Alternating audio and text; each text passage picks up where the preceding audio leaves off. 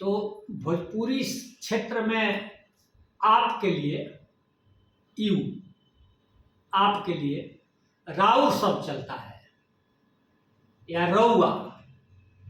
रउआ कहाँ जात बानी? तो ये जो राउर शब्द है भोजपुरी का, यह रावल से बना है, रावल। और रावल कहा जाता है बौद्ध भिक्षु को। हमारे यहाँ संस्कृत के आचार्यों ने बताया है कि जो भोजपुरी का राउर शब्द है वह राज कुल्ले से बना है, लेकिन यह सही नहीं है। भोजपुरी का जो राउर शब्द है जिसका अर्थ होता है आपका, वह रावल शब्द से बना है। और रावल का अर्थ होता है बौद्ध भिक्षु। तो जिसको हम लोग भोजपुरी में राउर बोलते हैं या रउआ बोलते हैं, इसी को ब्रजभाषा में रावरो कहा जाता है। रावरो माने आपका। और पश्चिम चले जाइएगा राजस्थान में, तो उधर आपके लिए सब चलता है रावले। तो राजस्थानी का रावले,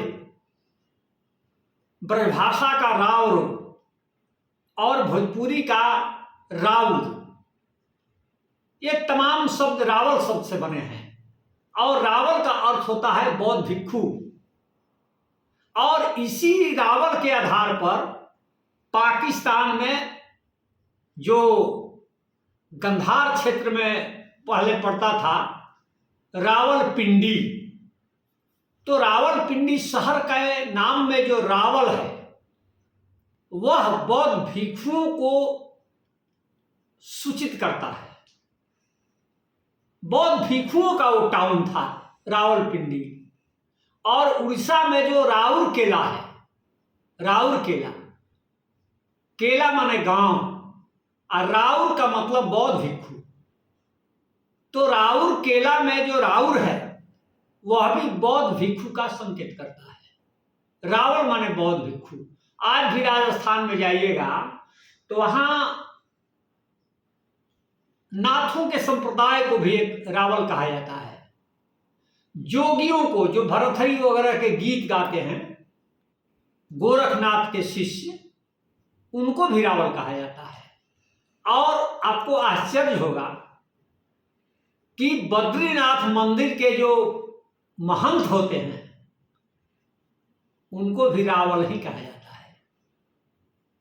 बद्रीनाथ मंदिर के महंत को रावल कहा जाता है।